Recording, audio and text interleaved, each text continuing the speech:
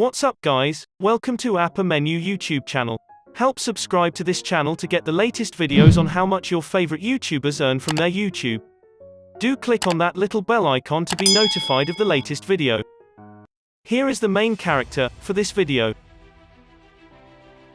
Now, let's go to Super Jojo, Nursery Rhymes channel analytics.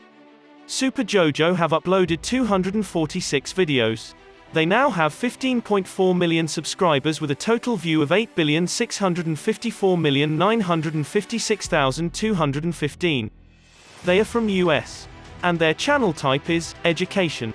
They created their channel since May 31, 2019. The grade they got is A+. And their social blade ranking is at 15th.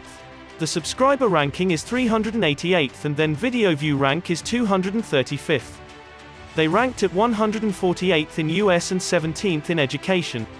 Next, the average on daily subs for Super Jojo channel is around 43.3k with a daily view of 28,701,866.